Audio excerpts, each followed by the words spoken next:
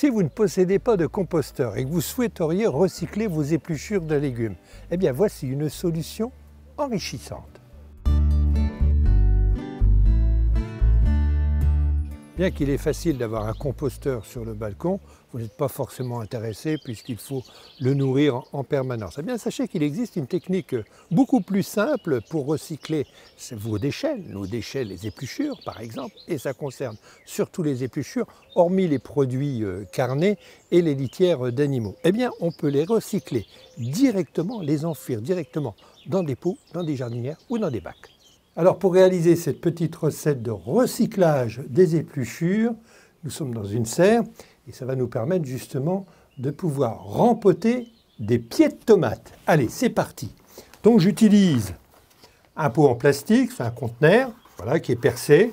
Au fond de ce pot, et voilà le secret, au fond de ce pot, au lieu de mettre un drainage, au lieu de mettre du terreau, eh bien je vais y mettre mes épluchures. Alors on va commencer par des épluchures de salade. Alors, bien entendu, il est préférable de les broyer un petit peu pour gagner un petit peu de place dans le pot et puis pour recycler le maximum de feuilles sur une épaisseur au moins d'un tiers. Voilà, c'est parti. Donc, salade. Là, j'ai une pelure de melon. Hop, je la mets dedans. Alors, ce qui est intéressant aussi, ce sont les coquilles d'œufs qu'on peut recycler directement à l'intérieur du pot. Mais il y a un petit peu tout simplement un petit peu de citron. Bon, le citron, je le mets dedans une pelure, du moins qu'il y en a un tout petit peu, on peut aussi bien les recycler.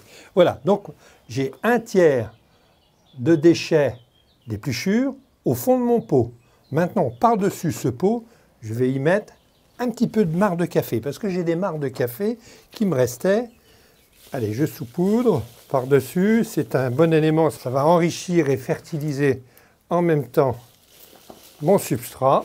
Et maintenant, je passe au terreau. Alors, un terreau universel. Je couvre mes déchets, je tasse. Donc là, c'est plus facile pour le faire. Et je tasse fortement. Voilà, j'en suis pratiquement arrivé en haut de mon pot. Maintenant, je vais y planter mon pied de tomate. Alors, ce pied de tomate, donc lui, il ne demande qu'une chose. On voit bien qu'il commence un peu à avoir faim. Il est dur, on peut y aller. Je le dépote. Je le plante au milieu de mon pot et je continue à couvrir sa motte avec du terreau universel.